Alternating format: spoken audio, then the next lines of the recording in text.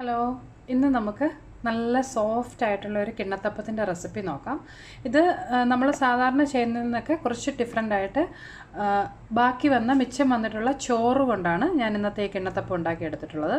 പിന്നെ ഇത് നമ്മൾ ചുമ്മാ പറയുന്ന പോലല്ല, ശരിക്കും നല്ല സോഫ്റ്റ് ആയിട്ടുള്ള കിണ്ണത്തപ്പമാണ്. വായിലിട്ടാൽ അങ്ങ് അലിഞ്ഞു പോകുന്ന പോലെയുള്ളതാണ്.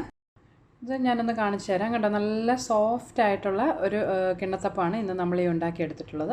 കുട്ടികൾക്കൊക്കെ വൈകുന്നേരം കൊടുക്കാൻ പറ്റുന്ന നല്ലൊരു പലഹാരമാണ്.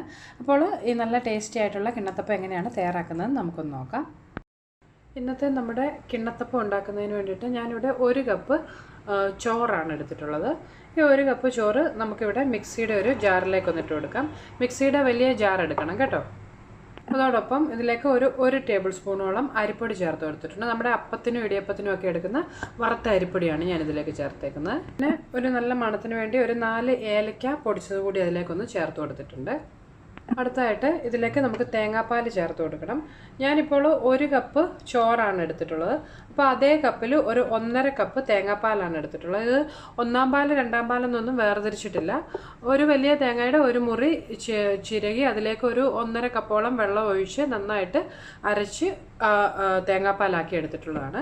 ഇപ്പോൾ ഒരു പകുതി എടുത്തിട്ടുള്ള തേങ്ങാപ്പാലിൻ്റെ ഒരു പകുതി ഇതിലേക്ക് ഒഴിച്ച് നമുക്കിതൊന്ന് അരച്ചെടുക്കാം. വേണമെന്നുണ്ടെങ്കിൽ ബാക്കി മുഴുവനും കൂടി അതിലേക്ക് ഒഴിച്ചു കൊടുക്കാം. ഇതിപ്പോൾ ഒന്ന് അരച്ചെടുത്തിട്ടുണ്ട്. ഇതിലേക്ക് ബാക്കിയുള്ള തേങ്ങാപ്പാൽ മുഴുവനും കൂടെ ചേർത്ത് നല്ല പേസ്റ്റ് പോലെ ഇത് അരഞ്ഞ് കിട്ടണം കേട്ടോ.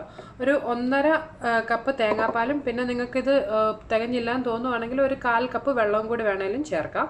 ഇതിപ്പോൾ ഞാനിവിടെ അരച്ചെടുത്തിട്ടുണ്ട്. നമ്മളെടുത്ത ആ 1.5 കപ്പ് തേങ്ങാപ്പാൽ കൂടാതെ ഒരു 1/4 കപ്പ് വെള്ളവും കൂടി ചേർത്താണ് ഇതുപോലെ നല്ല ലൂസായിട്ട് വേണം ഇത് അരച്ചെടുക്കാനായിട്ട്. അടുത്തതായിട്ട് ഞാനിവിടെ അടുപ്പിൽ ഒരു പാൻ വെച്ച് കൊടുത്തിട്ടുണ്ട്. ഇതിലേക്ക് ഒരു 1/2 കപ്പ് ശർക്കര പാനി ഒന്ന് ഒഴിച്ചു കൊടുക്കുകയാണ്. ഒരു 150-200 ഗ്രാമിനടുത്ത് ശർക്കരയിലേക്ക് അല്പം വെള്ളവും കൂടി ചേർത്ത് ഉരുക്കിയെടുത്തിട്ടുള്ളതാണിത്. അതിനുശേഷം അതൊന്ന് അരിച്ചെടുത്തിട്ടുണ്ട്. നിങ്ങൾക്ക് മധുരം കൂടുതൽ വേണമെന്നുണ്ടെങ്കിൽ ഒരു 200-250 ഗ്രാമോളം ശർക്കര എടുക്കാവുന്നതാണ് കേട്ടോ. ഇതിലേക്ക് നമ്മൾ ഇപ്പോൾ അരച്ച് വെച്ചിട്ടുള്ള ആ ചോറിൻ്റെ മിക്സ് ഒന്ന് ചേർത്ത് കൊടുക്കാം. ഇത് ചേർത്ത് കൊടുക്കുമ്പോൾ നന്നായിട്ട് ഇളക്കി കൊടുത്തുകൊണ്ടിരിക്കണം. അതുപോലെ അടുപ്പിൽ തീ ഒരു മീഡിയം ഫ്ലെയിമിൽ വെച്ചുകൊണ്ട് വേണം ഇത് തയ്യാറാക്കാൻ കേട്ടോ. ഇത് പെട്ടെന്ന് അങ്ങ് കുറുകി കട്ടയായി പോകും. അതുകൊണ്ട് നന്നായിട്ട് ഇളക്കി കൊടുത്തുകൊണ്ടേ ഇരിക്കുക. ഈ ശർക്കര പാനിയും നമ്മൾ തയ്യാറാക്കി വെച്ചിട്ടുള്ള ചോറിൻ്റെ ആ മിക്സും കൂടെ നന്നായിട്ട് നമുക്കൊന്ന് യോജിപ്പിച്ചെടുക്കാം. ഇത് കൈയെടുക്കാതെ നന്നായിട്ട് ഇളക്കി കൊടുത്തുകൊണ്ടിരിക്കുക. പ്രത്യേകം ശ്രദ്ധിക്കണം, അടുപ്പിൽ തീ ഒരു മീഡിയം ടു ലോ ഫ്ലെയിമിലും വെക്കണം കേട്ടോ. ഹൈ ഫ്ലെയിമിൽ വെച്ചിട്ടുണ്ടെങ്കിൽ ഇത് പെട്ടെന്ന് അങ്ങ് കട്ടിയായി പോവും. അതുകൊണ്ടൊരു മീഡിയം ടു ലോ ഫ്ലെയിമിൽ വെച്ച് നന്നായിട്ട് ഇളക്കി കൊടുത്തുകൊണ്ടിരിക്കുക. പിന്നെ നമ്മൾ സാധാരണ അരി അരച്ചും അരിപ്പൊടി കൊണ്ടുമൊക്കെ കിണ്ണത്തപ്പം ഉണ്ടാക്കാറുണ്ട്. അതുണ്ടാക്കിയെടുക്കുന്ന അത്രയും സമയം വേണ്ട ഈ ചോറ് കൊണ്ടുണ്ടാക്കുമ്പോൾ. ഇത് കുറച്ചുകൂടി പെട്ടെന്ന് തയ്യാറായി കിട്ടും കേട്ടോ. ഇപ്പം നമുക്ക് നന്നായിട്ട് യോജിപ്പിച്ച് കൊടുത്തുകൊണ്ടിരിക്കാം. ഇത് ഇപ്പോൾ ഒന്ന് ചെറുതായിട്ട് കുറുകി വരാൻ തുടങ്ങിയിട്ടുണ്ട്. ഈ സമയം ഞാനിതിലേക്ക് കുറച്ച് കടലപ്പരിപ്പ് ഒരു 2 മണിക്കൂർ കുതിർത്ത് വെച്ചിട്ടുള്ളതാണ്. ഇതിലേക്കൊന്ന് ചേർത്ത് കൊടുക്കുകയാണ്. ഇത് ഓപ്ഷണലാണ്. നിങ്ങൾക്ക് ഈ കടലപ്പരിപ്പിന് പകരം വേണമെങ്കിൽ കാഷ്യൂനട്ടോ അല്ലെങ്കിൽ ബദാമോ ഒക്കെ ചേർത്ത് കൊടുക്കാം. ഇത് കുക്ക് ചെയ്യാത്തതാണ് ഞാനിപ്പോൾ ചേർത്തിട്ടുള്ളത്. കുതിർത്തതേ ഉള്ളൂ. പക്ഷേ നമ്മളിത് കുറേ ഏറെ നേരം ഇനി ഇത് തയ്യാറാക്കി എടുക്കുന്ന ആ സമയം കൊണ്ട് ഈ കടലപ്പരിപ്പ് വെന്ത് കിട്ടും കേട്ടോ. നന്നായിട്ട് നമുക്ക് ഇളക്കി കൊടുത്തുകൊണ്ടിരിക്കാം. ഇതിപ്പോൾ കുറച്ചൊന്ന് കട്ടിയാകാൻ തുടങ്ങിയിട്ടുണ്ട്. ഈ സമയം ഇതിലേക്ക് നമുക്ക് ആദ്യം ഒരു ടേബിൾ സ്പൂണോളം നെയ്യ് ഒന്ന് ചേർത്ത് കൊടുക്കാം. ഞാൻ ഇന്നൊരു 3 ടേബിൾ സ്പൂൺ നെയ്യാണ് ചേർക്കുന്നത്. നിങ്ങൾക്ക് കൂടുതൽ വേണമെന്നുണ്ടെങ്കിൽ ഒരു 3-4 ടേബിൾ സ്പൂണോളം നെയ്യാണെങ്കിലും എടുക്കാം കേട്ടോ. ഇതിനെ നന്നായിട്ട് യോജിപ്പിച്ച് കൊടുക്കണം.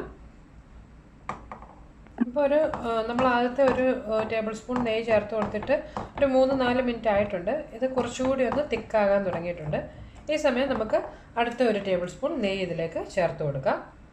അങ്ങനെ ഒരു തവണ കൂടി നമുക്കൊന്ന് ചേർത്ത് കൊടുക്കണം. ഇത് കുറച്ചുകൂടി ഒന്ന് ടൈറ്റായി കഴിയുമ്പോഴാണ് നമ്മൾ അടുത്ത ഒരു ടേബിൾ സ്പൂൺ നെയ്യ് ഇതിലേക്ക് ചേർക്കുന്നത് കേട്ടോ. ഇതിപ്പോൾ കുറച്ചുകൂടി ഒന്ന് ടൈറ്റായിട്ടുണ്ട്. ഇങ്ങനെ നോക്കിയാൽ കാണാം നമുക്ക് ആ വിട്ട് വരുന്ന ഒരു പാകമാകാൻ തുടങ്ങിയിട്ടുണ്ട്. ഇതിലേക്ക് നമുക്ക് അവസാനത്തെ ഒരു ടേബിൾ സ്പൂൺ നെയ്യ് കൂടി ചേർത്ത് കൊടുക്കണം. ഇതിലേക്ക് ഞാൻ അവസാനത്തെ ആ 1 ടേബിൾ സ്പൂൺ നെയ്യ് കൂടി ഒന്ന് ചേർത്ത് കൊടുത്തിട്ടുണ്ട്. ഇതിനെ നന്നായിട്ട് ഇളക്കി കൊടുക്കണം. അതുപോലെ മീഡിയം ടു ലോ ഫ്ലെയിമിൽ വെക്കാൻ പ്രത്യേകം ശ്രദ്ധിക്കണം കേട്ടോ.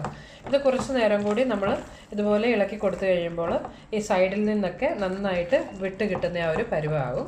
അതുവരെ നിങ്ങൾ കൈയെടുക്കാതെ ഇത് ഇളക്കി കൊടുത്തുകൊണ്ടിരിക്കുക.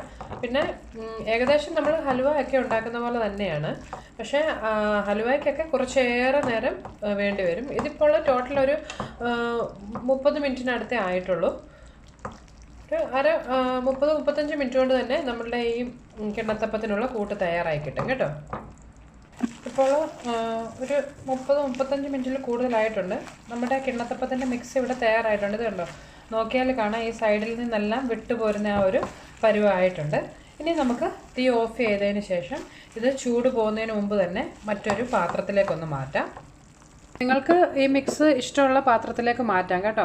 സാധാരണ നാട്ടിലൊക്കെ ആണെങ്കിൽ സ്റ്റീൽ പാത്രത്തിലേക്കാണ് മാറ്റുന്നത്. എൻ്റെ കയ്യിൽ സ്റ്റീൽ പാത്രമൊന്നും ഇല്ലാത്തതുകൊണ്ട് ഞാനൊരു സെറാമിക് പാത്രത്തിലേക്കാണ് മാറ്റുന്നത് കേട്ടോ. ഏതിലാണെങ്കിലും ഒരല്പം നെയ്യൊന്ന് നന്നായിട്ട് തടവി കൊടുത്തതിന് ശേഷം വേണം ഇതിലേക്ക് ആ കൂട്ടൊന്ന് ഇട്ട് കൊടുക്കാൻ. ഇതിലേക്ക് നമ്മൾ തയ്യാറാക്കി വെച്ചിട്ടുള്ള കിണ്ണത്തപ്പത്തിൻ്റെ മിക്സ് നമുക്കൊന്ന് ചേർത്ത് കൊടുക്കാം. ആ ചൂടോടുകൂടി തന്നെ ഇതിലേക്ക് ആക്കണം കേട്ടോ. പിന്നെ നിങ്ങളുടെ കയ്യിൽ നല്ല സ്റ്റീല് ടിഫിൻ ബോക്സ് ഒക്കെ ഉണ്ടെങ്കിൽ അതിനകത്താണേലും ഇതാക്കി വെക്കാം.